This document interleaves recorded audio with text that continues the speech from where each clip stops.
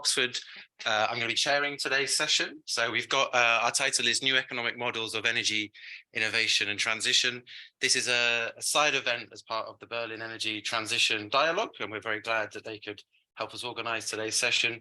But really, in its essence, today is about a report launch. So we have around the room nice hard copies of the report and executive summaries. It's online, so do go and have a look at that. All of the content today is kind of organized around what's in that report. Before we get into the detail, I just wanted to say a few thank yous. I want to say a big thank you for all of you coming, all of the panel for coming, particularly for Carsten Neuhoff for being our guest speaker outside of the immediate team involved in the report.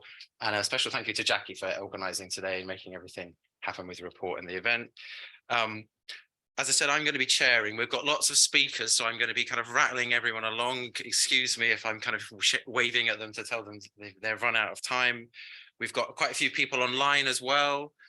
Those of you online, I hope you can hear me fine. If you do want to ask questions, you're very welcome to use your raise your hand function on Zoom. Hopefully we all know that by now, and you'll be asked to speak your question as if you were in the room.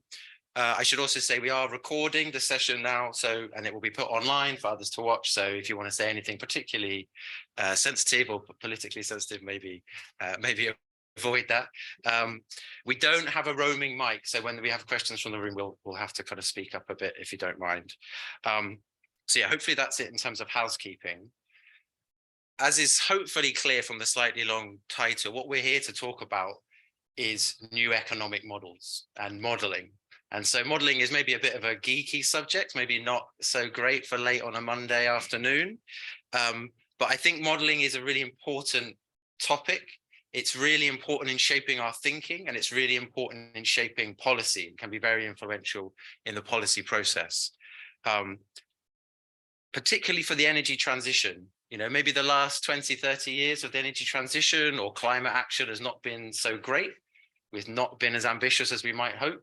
And maybe modeling has been part of that problem. So I think we're quite optimistic that there's a new cohort of models coming through. There's some new thinking around modeling that might be more ambitious and might inform more ambitious policy acting. And I kind of want to plant that seed in your minds now, saying, do we need slightly different models in the energy transition? Where is there space for new modeling to give us stronger action to support the transition and the delivery of the net zero goals that many countries now have? So yeah, as I say, everything we talk about today is in the report, so have a look, it's online. Feel free to grab one of the copies that are in the around the room. So we have about an hour, and then at the end we've got drinks and there's more nibbles coming out, so you're very welcome to stay and have a drink and have a chat afterwards, but we'll aim to finish around 7. I'm going to give a very quick introduction to the report. Then we've got Fernanda talking on one of the case studies about modeling labor market impacts and understanding what the transition means for the labor market and unemployment. We've got Simon talking about carbon pricing and different forms that can take, and how new economic thinking can inform our thinking about carbon pricing. We then have Femke Neisser from University of Exeter joining online. Hopefully that will go super smooth. She'll be talking about work on renewables and marginal pricing. Then Carsten's going to give us a few reflections, hopefully some critical thought. All of us have kind of taken the Kool-Aid and are on board with these ideas. I think Carsten gives us a bit of balance, hopefully. And then lastly, Christina's going to give us some reflections on what this means for the EU. And then hopefully we have about 20 minutes left over for Q&A. So please, please, please, questions bubbling up, be ready to ask them towards the end. Okay, so what's the project first before the report? So the EEIST project, kind of horrible long buzzword bingo acronym. I just call it EEIST. It's the EEIST project. It's the economics of energy innovation and system transition. What we're really trying to do is develop and apply some of this new economic modeling. So not just do geeky technical modeling work at universities and have fun with that, but actually then use it, apply it with relevant, timely policy questions, doing that with policy partners. And we've been doing that in the UK. Lots of the partners are from the UK. We also have partners in the EU, but I think most importantly, we've been doing that with policy partners, with academics, with think tanks in China, India, and Brazil. There's a whole bunch of reports. This is the third of kind of 3 or 4 reports. So there's a lot of stuff already online and a few of them around the room as well. What we've said in previous reports the first one was a kind of empirical look back and saying, well, what have been the successes of the energy transition and what can we learn from those? And the kind of overriding theme, the conclusion we came to was that a lot of the successes we've seen around the world have been from policies that maybe we wouldn't have done if we'd only used traditional models or we'd only done a very narrow cost benefit analysis. So maybe the traditional thinking didn't help us with those successes. In our second report, we try and look forward a bit more and say, okay, given that learning, what might policy making look like for the next 20, 30, 40 years in the energy transition? And we come up with a nice handy list of 10 principles for policy making in the energy transition. This report is a kind of third in that trilogy, is really the detail of the modeling. It's the real deep dive into what can this modeling do, these alternative types of modeling, what questions can they answer?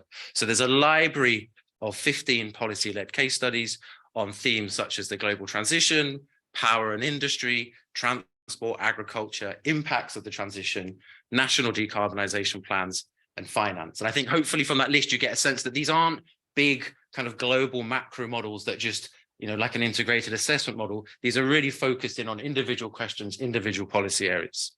There's also some advice in the report on how to go about using these models, how to start bringing them into your work. There's a lot of findings focused towards policy questions. We divide the policy questions we think about along these four. So there's kind of development type questions. Should we decarbonize? How much is it going to cost? All of these case studies, there's a strong theme that this is a positive thing. The energy transition could be good for jobs, it can be good for growth. And where there are issues, where there will be pain in some sectors or communities, we can work out what those are and do something about it. On technology, it tells us that we should focus on technologies where we see fast declines in costs, and we should maybe leave aside technologies where costs are more stable. On policy, it tells us that carbon pricing is a really useful tool, but it should be part of a package. We shouldn't rely on carbon pricing. We should think about investment. We should think about mandates and regulation too. And lastly, on policy design, it helps us think about how we design subsidies and taxes to get ourselves to cost competition between lower carbon technologies and more traditional technologies. Last thing I'll say before I hand over, there is an important point to make, I think, about what are these new models? Why are they new? Why do we use this word new? Sometimes it's an unhelpful term to say we're different to something else. I think the important point here is that there's a set of methods here, and you can see what some of them are, from simulation methods like agent-based modeling, system dynamics, down to more data-based or static methods like systems mapping. All of these methods have been around for a while. What's new, I think, is really applying them closely with policymakers, really taking a very hard-nosed, pragmatic kind of policy analysis approach to these methods, not using them in a kind of theoretical context. And secondly, what's new is using data to inform them. So not building kind of theoretical models that show us some nice emergent behavior, but building models that we can really trust in the forecast, that we really trust the numbers that they're giving us about where we might be in 5, 10, 20 years. The last thing I think that's important to emphasize is these models are complements to what's out there already. It's all about horses for courses. This is not, let's get rid of all other modeling and here's the new stuff. It's here's the existing work which does this, this, and this well, but doesn't do these three things so well. Let's apply the new modeling where it can make a valuable contribution. Okay, so what next? In the next sort of 6 to 12 months, we're going to be doing a lot of training in the EEIST project. But for now, in the next 20 minutes, half an hour, I want to take a deep dive into some of these case studies that are in this report. So with that, I'll hand over to Fernanda. Is it okay if I Please do. Hi, everyone. Thanks a lot for being here. Yeah, I have the task to talk to you about modeling labor market transitions, the case of productivity shifts in Brazil in less than 7 minutes. So let's see how that goes. I am a researcher at the University of Oxford, and in this paper with my co-authors, we are interested in how unemployment in different occupations may be affected by different transitions, by different green transition scenarios for Brazil. So overall, the idea there is that a given transition policy or path, if you will, implies changes to labor demand, so shocks to labor demand that will have to be cleared in the labor market, and as a result affects employment. But in practice, the labor market has frictions, and these employment impacts, they are heterogeneous. So some people, they might be positively affected by some transition policies, while other groups negatively affected. And we want to identify and simulate the impacts on these different groups. So how we do it? In short, we construct a data-driven occupational mobility network with data for Brazil in this case. And then we use this to structure an agent-based model for the labor market in order to simulate the employment impacts of 2 transition scenarios for Brazil economy that we get from the work done by our partners, Bento Ferreira Filho and Marek Hanush at the World Bank.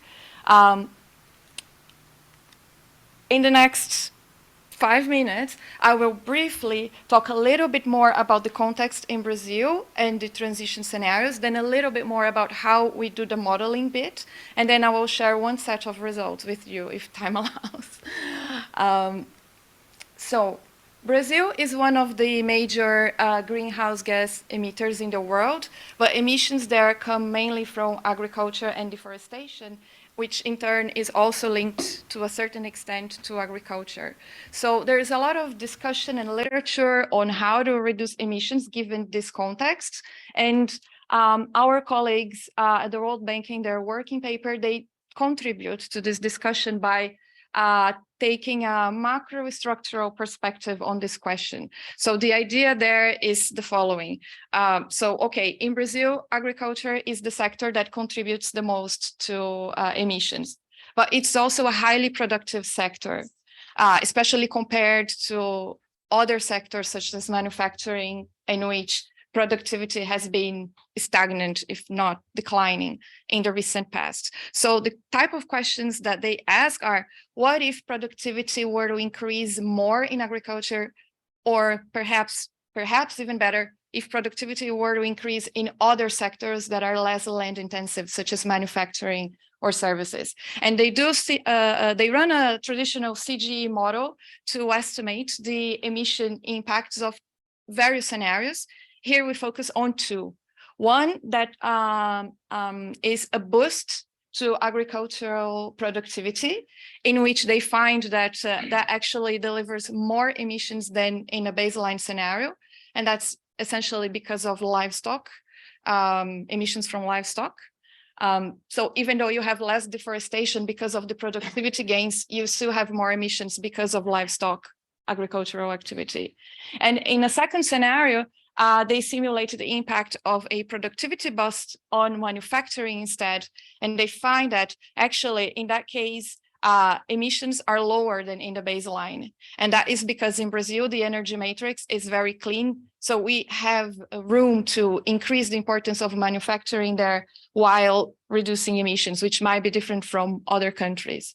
So they do this analysis, but then what we do is to put the labor market model on top of this to simulate the labor market impacts. And the way we do it is by first translating the labor demand shocks that their CG model outputs at product level into labor demand shocks at occupation level.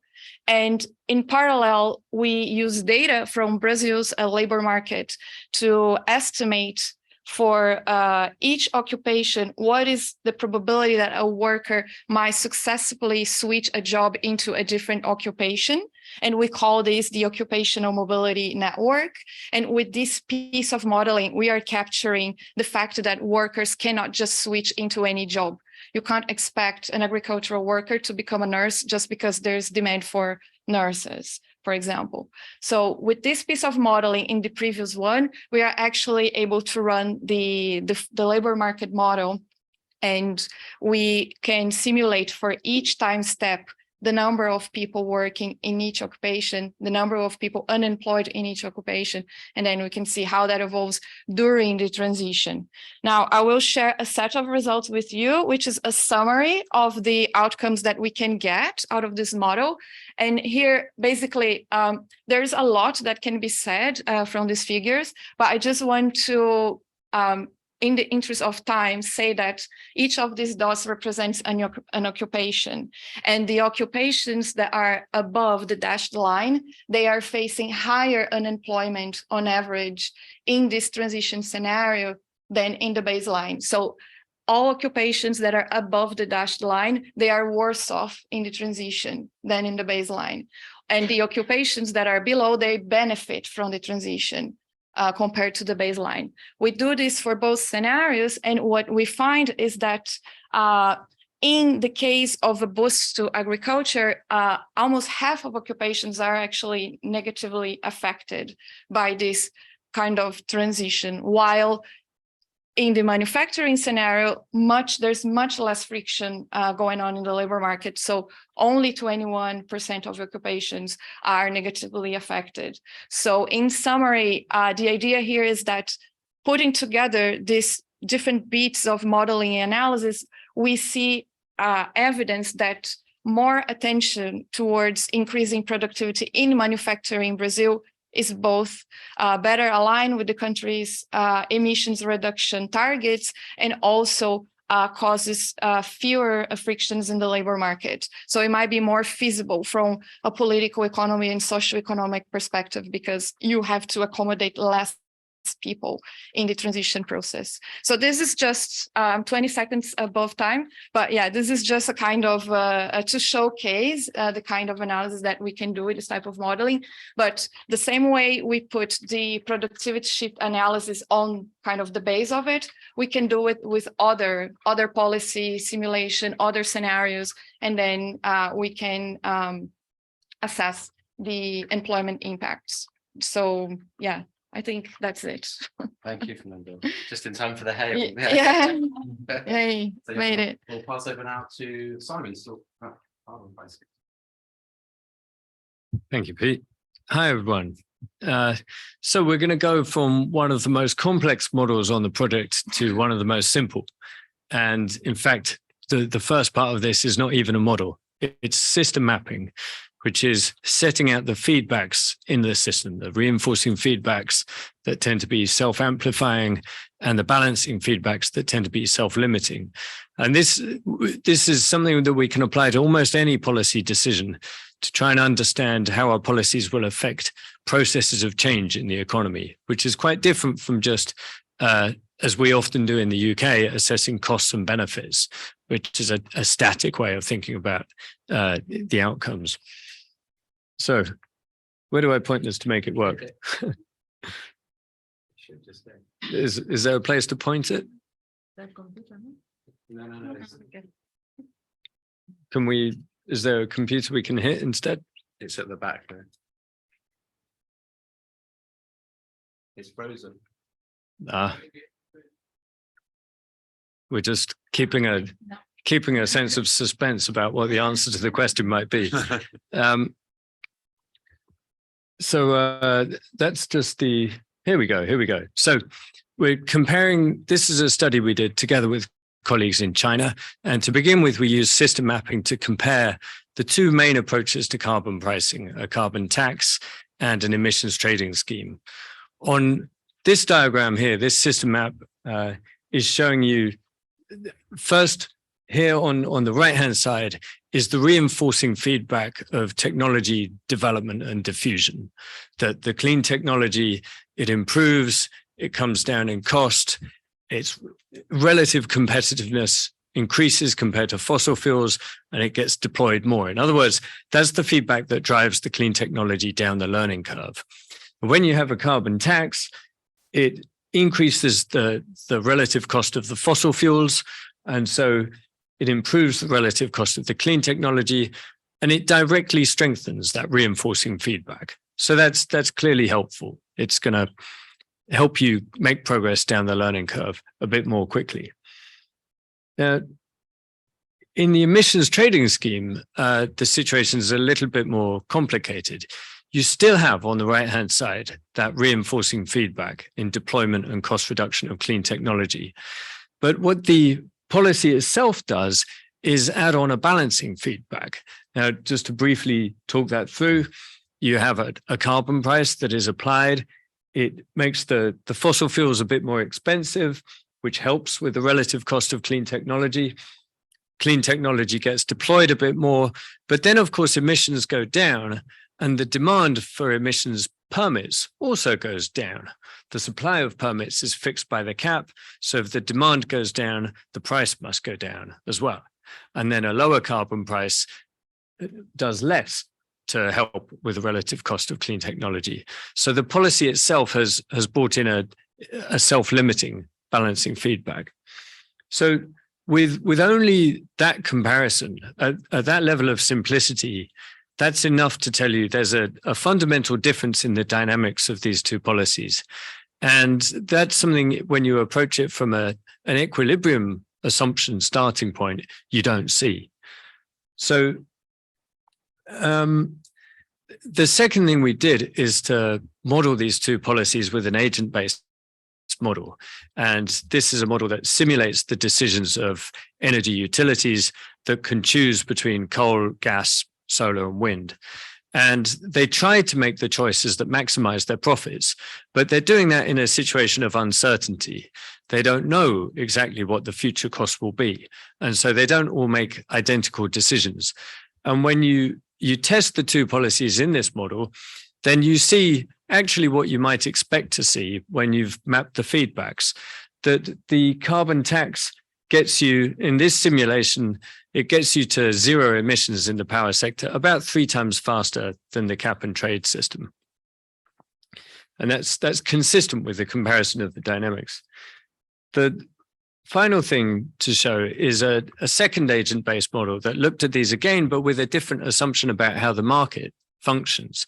And this was the way our Chinese colleagues wanted to represent it, because they felt in the Chinese power sector, there really isn't competition for existing generation. It doesn't matter if renewables would be more profitable. If you're a state-owned entity and you're running coal plants, as long as the coal plants are not completely loss-making, you will keep them on. You actually care more about energy security and maintaining the jobs in that sector than you do about minimizing costs. And so in this model, the competition really is just for new generation. And there you see the orange line is the one that's most similar to the actual Chinese policy, an emissions trading scheme with a soft cap. And as they modeled it, it comes out very close to business as usual. That's the effect of a weak cap and the balancing feedback. Then you have two versions of the carbon tax. And again, you find, in fact, in a market where there's very little competition, that's not very effective either. It's not enough to make the coal plants unprofitable. And so again, it doesn't really have very much effect. And the only one that does, you see the blue line, there it's an ETS with an auction. But in fact, you see that line is very, very straight. It's not fluctuating at all. The reason for that is it's actually functioning like a regulation. It's just taking the coal power plants out of the system whenever they can't. There aren't enough permits left. So strangely, it's a market-based policy in intent, but it's ended up functioning just like a regulation, which might be simpler to administer. So there's much more that we could say about that, but I'm going to leave that there, hopefully as a provocation to debate, and I'll pass it on. Is it? Oh, it's Femke next. Right. Hey, Femke, can you hear us? I can hear you. Can you hear and see me? Can you hear and see me?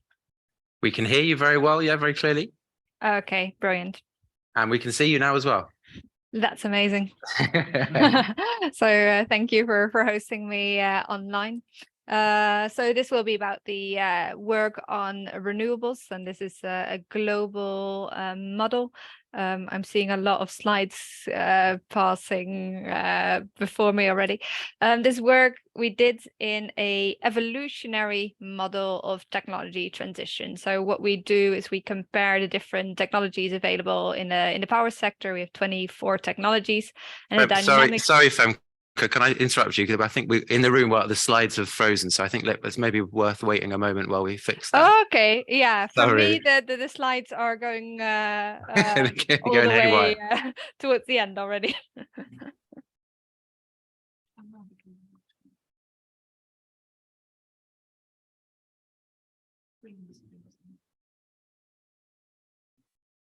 Oh.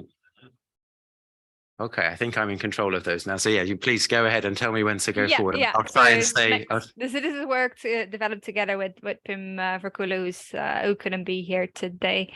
Yeah. So the model, it's a big model of the entire economy coupled with an evolutionary model of technologies. So what we do is we model 24 technologies in the power sector, and we have them compete. Next slide.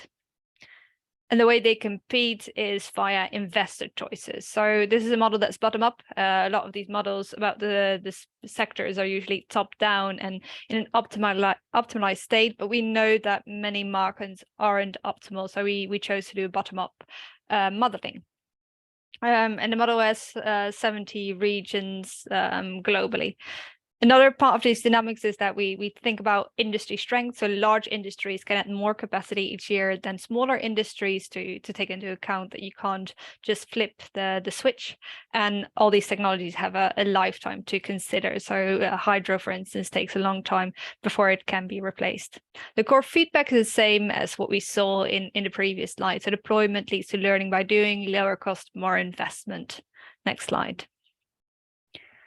And one of the major results, and I'm just cutting to the chase, if you use this model and you have this feedback loop and you do not assume that innovation just suddenly stops, a lot of models find it too optimistic to think about the historical rate of innovation that continues. But we assume that those historical in rates of cost declines continue.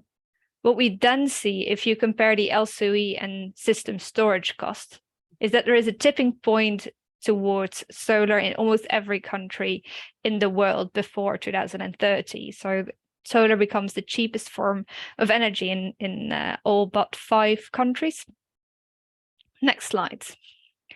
But the way to get there requires a lot of different market design. So what we here compare is 2 markets. In many liberalized markets, the electricity price are set as a marginal cost of production.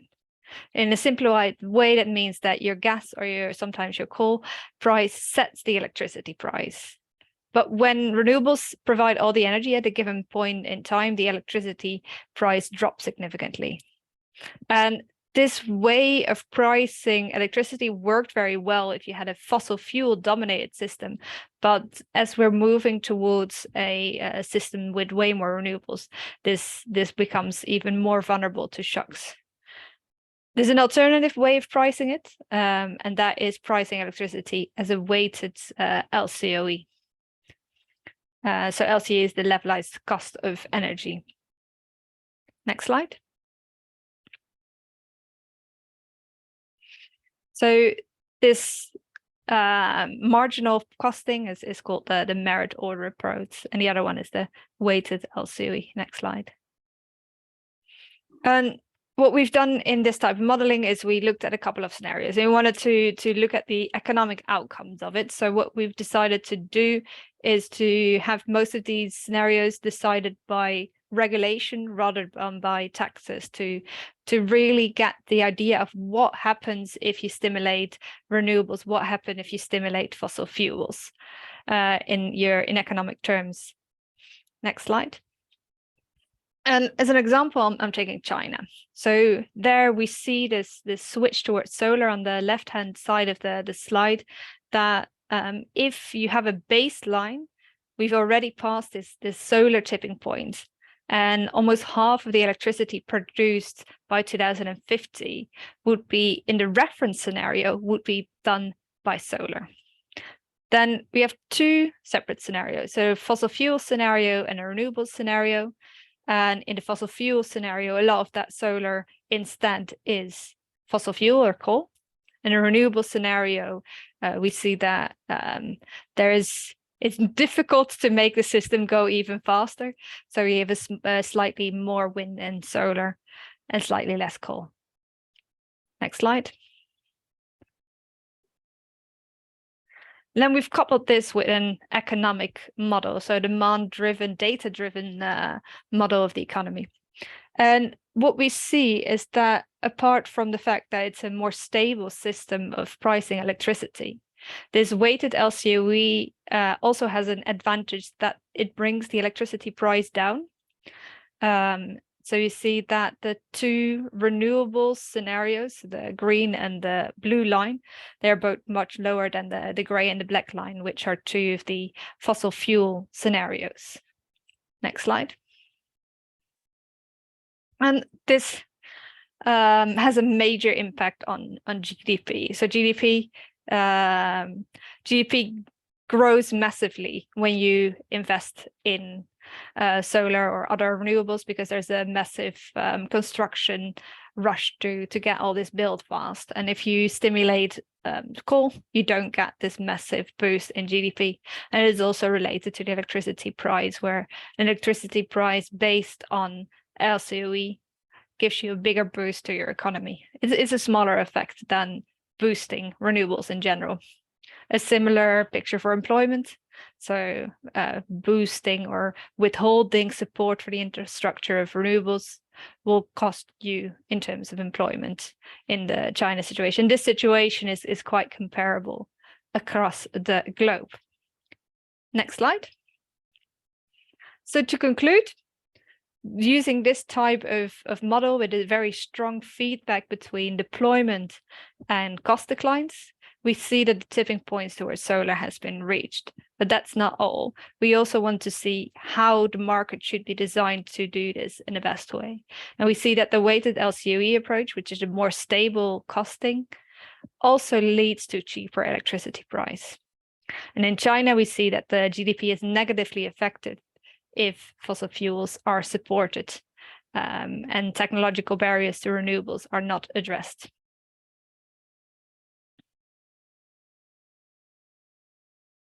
All done, Femke? Fantastic. All done. Thank you very much. That was very clear. Thank you.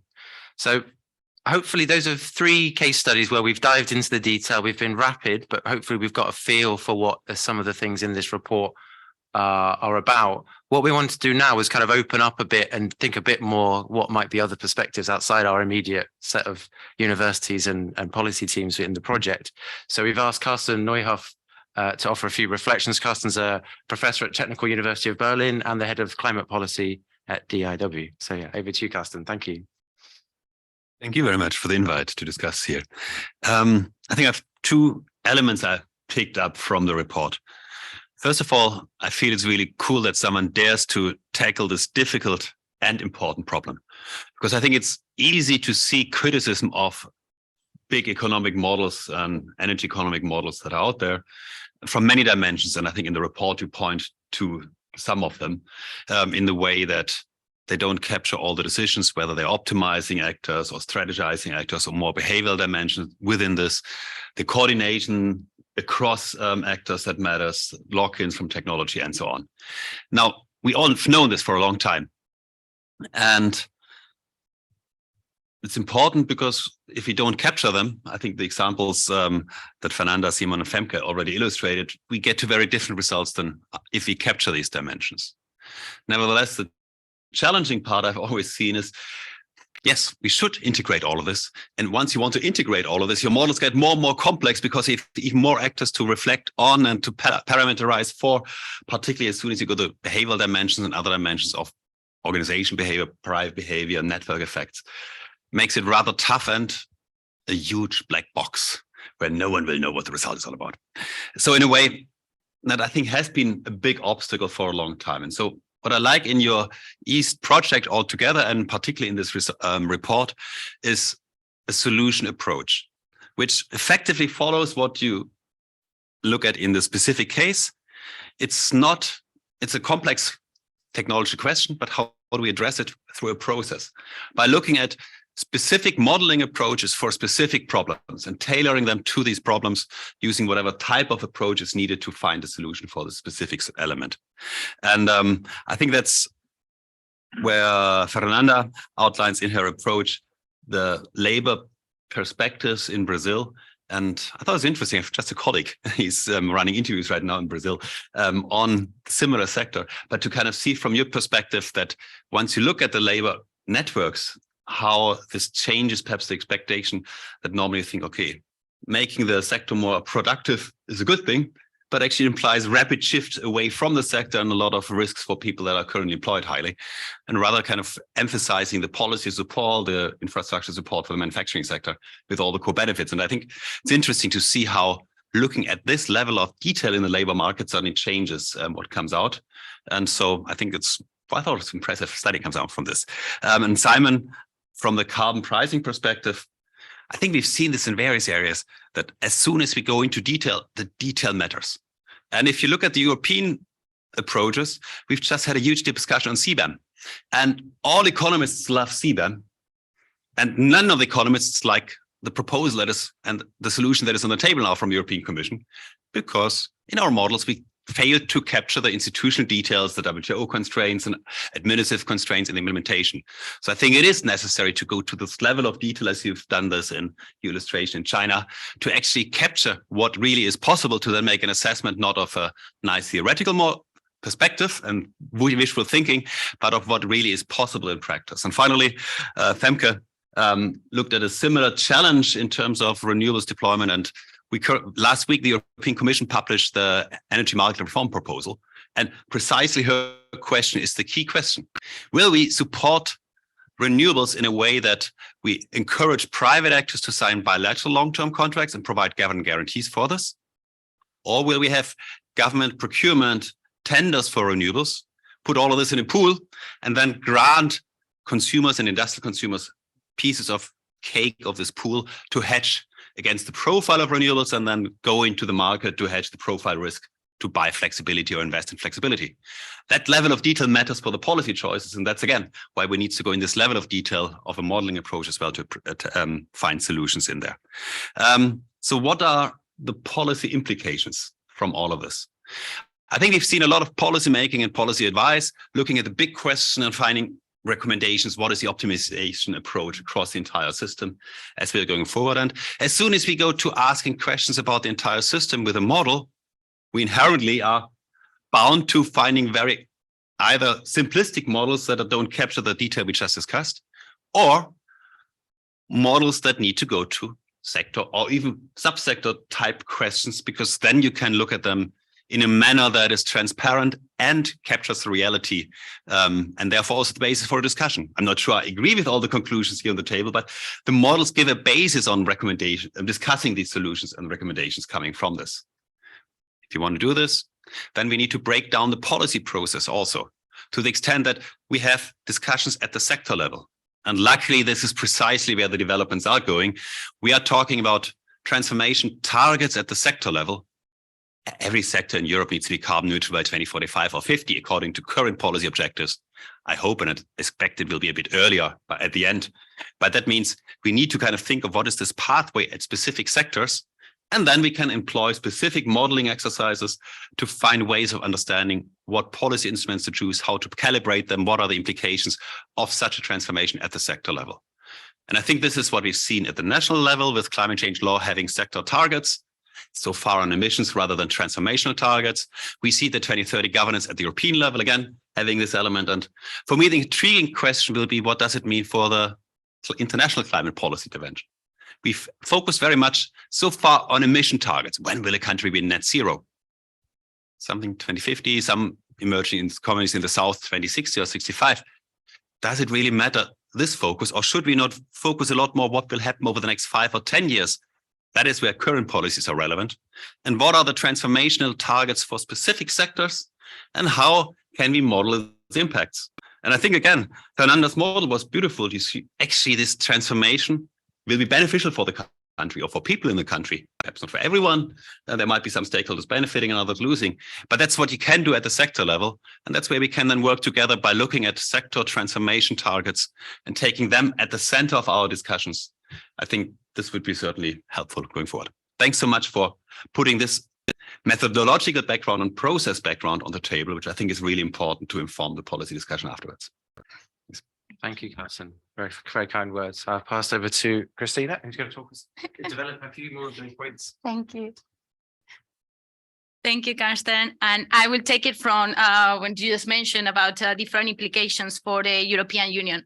We all know the European Green Deal now is under discussion. This is a package of policies initiatives that are to set the European Union to carbon neutrality in 2050. As already Carsten mentioned, there is this intermediate goal as well in the Fit for 55 package of setting a reduction in emissions of 55% by 2030. How can the EU ensure that this happens? How can the EU ensure that all the member states manage to reduce and get the targets? How can the EU balance the economic growth with the need to decouple resources and decouple resource exploitation? How can the EU ensure that there's no person, no place left behind? All these questions are still open. And in this context, one of the instruments that the European Union has used already to give answers is economic modeling tools. So the EU has been using traditionally several large-scale energy economy models to simulate different European Union decarbonization pathways. We've seen Primes, Jimmy3, Games, Globium, among many others. All these models used by the EU to analyze decarbonization scenarios are based on partial equilibrium models, general equilibrium models, and so on and so forth. What we are trying to do in this particular example of new economic models is to complement this traditional approach that the European Union have used and improve modeling for a better decision-making in the European context. Why do we need these new economic models? Well, I will be fast here. We've seen that forecasting is essential in order to make decisions for policy making in the energy transition. But what we've seen traditionally with all these models is that the pathway towards addressing climate change hasn't been reflected as fast as it happened. So most of these modeling tools haven't been able to recognize the decarbonization policies and the innovation pathways, the cost reductions in certain technologies that we've seen during the last 30 years. These model-based instruments have continuously underestimated technological progress. So this is due to structural changes. This is due to different policies that haven't been modeled to the moment. This is due to different market and social forces that can lead to different systematic bias in policymaking. What we are trying to do with these new modeling or new modeling tools is to complement, as I said, these traditional models in order to be sure that we manage to do a fast transition, which is what's one of the goals and one of the last results that we've seen in evidence already. With a fast transition to low carbon economies, we will be able to save more than 12 trillion compared to business as usual scenarios. How these models can help with us? Well, I've already mentioned carbon neutrality, the reduction in 55% emissions by 2030 as intermediate goals, but I will focus on different things that we will need in the European context. Replacement of vehicle stocks, building renovation and decarbonization of heavy industry, changes in behavior and distributional aspects, R&D and technological innovation, and something that everybody is kind of worried these days, the Green Deal and instrumentalization of this versus the Inflation Reduction Act of the US these days. How can we use these new models to help the European Union to make decisions? I will start with the transport sector. I will summarize 3 cases so we have time for Q&A after. Model based on complexity economics that allow the study of both individual but also policy packages, like in this case, and policy simulations in combination instead of computational optimal models, can help understand the best way to foster the transition to a decarbonized transport sector. This particular case is one of the cases that we use, LAMETAL 2022, and it's a study of individual policies, as I mentioned, and policy combinations of likely outcomes instead of computing the optimal solution. What do we see for the European Union? Well, the most cost-effective policies are mandates. Mandates followed by subsidies, and in the last place, taxes. If we make a policy combination, we will be able to see a faster decarbonization of the transport sector with the current trajectory plus taxes and subsidies, regulations, and electric mandates, making the transition to an electric stock of vehicles in a faster and more efficient way. This is one of the things that we've been able to see with these new economic modeling tools. One of the other challenges that Simon has already mentioned this, decarbonization of heavy industry, the expansion of the emission trading system, the CBAM, as Karsten has mentioned. We have agent-based models that allows to structurally represent these complex systems. And given that these particular discussions are now in the parliament, the use of agent-based models that allow the realistic representation of this complex system might shed light on how to complement, in particular, the implementation of carbon pricing and emission trading systems at the European level. And just to finish, the green finance gap. So we have different ways to invest and to finance the transition to low carbon economy. With these models, with a descriptive simulation of model, as opposed to equilibrium or optimization models, we are able to see and determine the way to make a faster transition and reduce the green investment and green finance gap to a faster way. These data are for the UK, but we can learn in the same way for the EU on how to reduce, in particular with a combination of different policy instruments, this green investment and finance gap for the green transition. These are three examples that are on the debate these days in the European Union, and three cases in which we have applied new economic modeling that can be helped or can help in the transition to low carbon economies in Europe. And that's it from my side. So I will come over to I think we're done with the slides. Thank you so much, Christina. If I may, can I ask you a handful of the presenters, please? Thank you.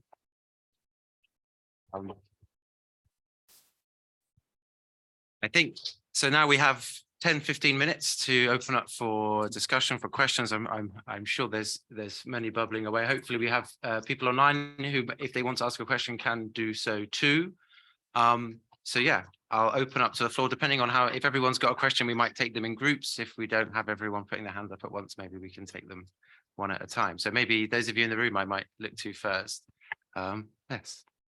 Yeah, maybe to start with like a question for Simon. Like you mentioned, like basically the benefits of like using one system on another, like the carbon tax or emission trading system. What would be the potential risk of using one rather than another? Yeah, sure. And I think, as Carsten said, a lot of details matter. And of course, we were trying to be quick so that there's room for discussion. So we skipped over many of the nuances that we could have said. I think, in a way, the risk of relying just. Oh, hello. We have a young member of the audience somewhere. Risk of relying on, for example, just the emissions trading scheme. If you don't realize that it builds in a balancing feedback, then you might expect it to be more effective than it is. And I think that happened to us in the EU. We designed it. We didn't really anticipate that effect. This was combined with not realizing that renewables would have such strong reinforcing feedbacks. And so the renewables grew very quickly. Their costs came down very fast. Reducing emissions turned out to be cheaper than we thought. And the balancing feedback meant that it quickly crashed the carbon price. And so, of course, we ended up reforming the EU ETS to make it more like a tax. Just to share something that happened in the UK, we actually had a fixed carbon tax as well as the EU ETS, and the two of them add together. And more by accident than by deliberate strategy, the two of them added together turned out to be just enough to make coal more expensive than gas in our power sector. And that happened at the time when renewables were growing, the space for the fossil fuels was shrinking, and when coal became more expensive than gas, it swapped places in the merit order. Coal became unprofitable and lots of coal plants got shut down, and we had the fastest power sector decarbonization in the world. So none of us are saying that any policy is always wrong or always bad. It depends a lot on the context. Any more questions in the room? Yeah, I have a topic that works slightly about complexity. So I've worked in power system modeling for a little while, and it's always difficult to know, should you go more complex to capture all of the intricacies of the system you're trying to represent, or should you go more simple to keep a better handle on the assumptions that might ultimately have the most sensitive impact on your results? And it's a very difficult question to get right. And I wonder if anyone in the panel has experience they want to share about trying to tackle that with either policymakers or, I don't know, in your own research.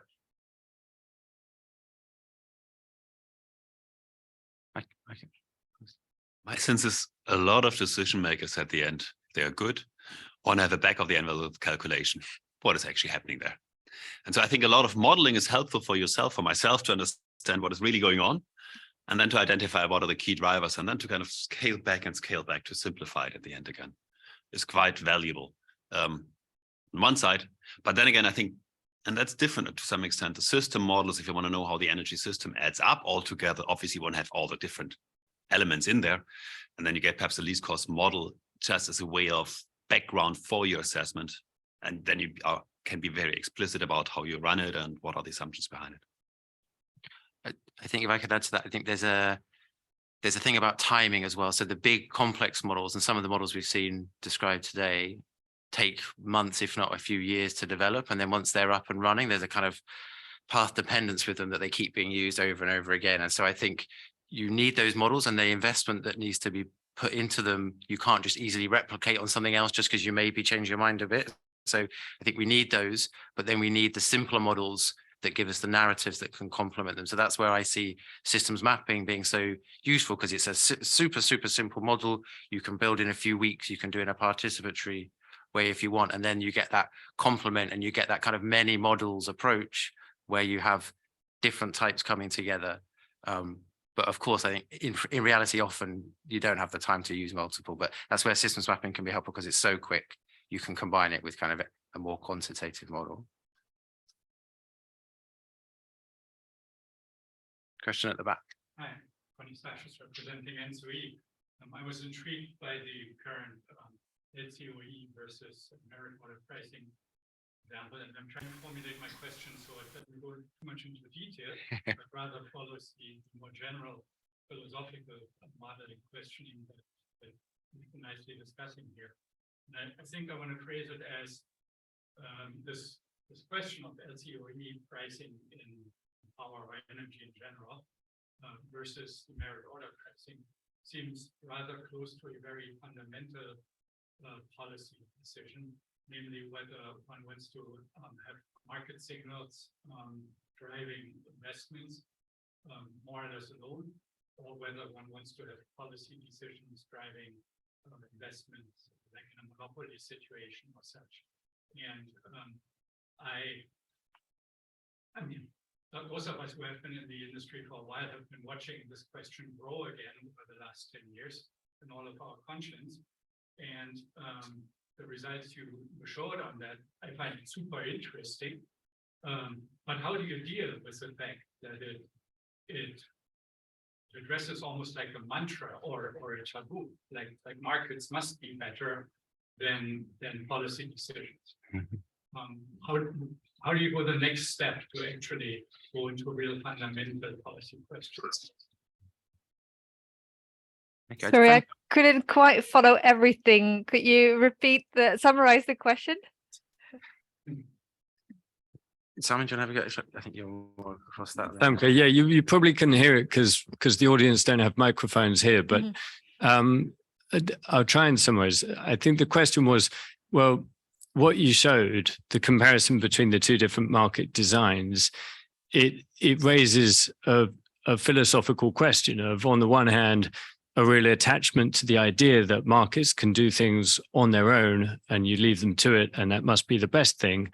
And on the other hand, the idea that, perhaps you could have a system where the government is really intervening and managing things in a very state-directed way. And I think that the questioner was raising that difference and saying, if that's what the model shows, how do you really engage with policy on that, given people's very different beliefs about it? Yeah, I do believe there is a recognition within policy making that the current system is not sufficiently stable. The merit order approach is very volatile, and that's what we've seen in the Ukraine crisis, where there were a lot of ad hoc measures to make sure that the market wasn't crazy. So I'm not too concerned that there wouldn't be open to the idea that the market needs to work better. But yeah, there is the idea within policymaking that we should be technology neutral, and any move away from what they perceive to be policy neutral now, which isn't, of course, towards something else, would have some friction. And you have, in policymaking, you always have those moments where you can make those decisions just after a crisis around Ukraine. That might be the moments to start thinking about that. If I can add on this, regarding policy, I mean, not in this report about modeling, in the previous report on 10 principles for policy making, in which we base the 10 principles of actual evidence on the ground, so it's not modeling exercise. Our second principle is actually invest and regulate, bring down costs, versus what traditionally we understand as intervention rises costs. Fenke has mentioned as well technology neutrality, and our first principle was technology choice needs to be made. The narrative is changing. There is a lot of evidence actually on the ground already mentioning that we need, if not, I mean, the word intervention maybe is just strong, but we need governments to set the rules and the basis in order to create the demand. And once the demand is there, the market will do the rest. But there is still, and it touches as well in the green finance gap as well, the need still to set and reduce certain risks perceived in the transition.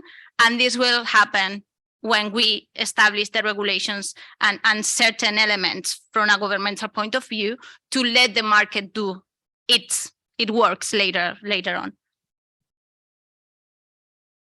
I wanted to add a brief comment, since the question was asked in a philosophical spirit, a more philosophical kind of answer, which is, I think there are two very different ways of thinking about the economy. One is like a machine and the other is like an ecosystem.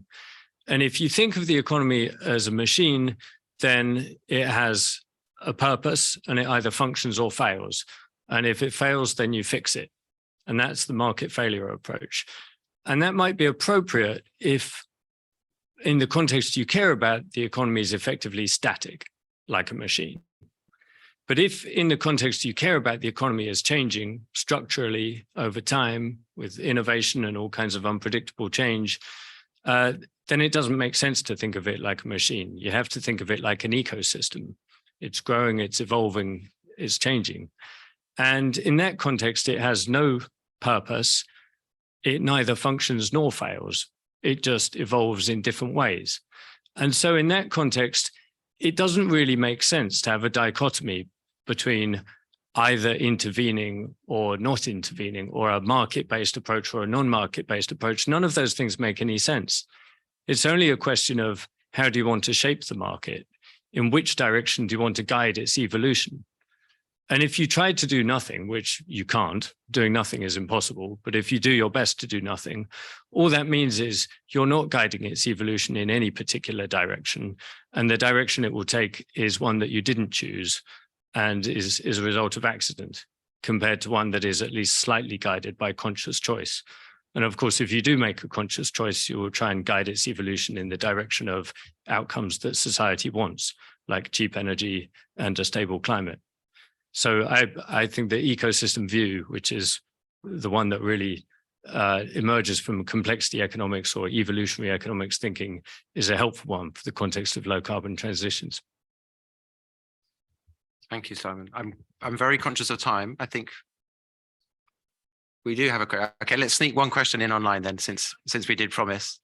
I can't see in front of me who that's from, or if they want to unmute themselves and introduce themselves. Yeah, hi. Can you hear me? Yes. Yes. So Chris Cook, Senior Research Fellow at UCL at the Institute for Strategy, Resilience and Security Studies. My background is in markets. I was responsible for the legal design of the UK natural gas futures market, for instance, which was brought in to manage the risks of bringing in commodity market in natural gas. And I've been basically for the last 10 years conducting action research on, well, basically what does a resilient market even look like? And we've gone down the road of looking at markets in services. And we've been looking at what the Danes did after the oil shock many years ago, and the policies which they undertook and the strategy which they undertook, which was this: to actually start from the point of view of energy services, heat, power, mobility, whatever it is, and minimize the oil and gas they used. And the evidence that that actually works to reduce fuel use is evident in their map, okay, in the map of their grid. Now, we call that least carbon fuel cost principle, okay, which is if you think about it, it's energy accounting, and it's to actually set a carbon price denominated in energy. Now, this is radical thinking. We are, in fact, out of sort of stealth mode, you could say, and we've actually begun implementation, piloting in the Pacific. I've just put a link to it for those who might be interested in this radical thinking. And it's based upon a great deal of work.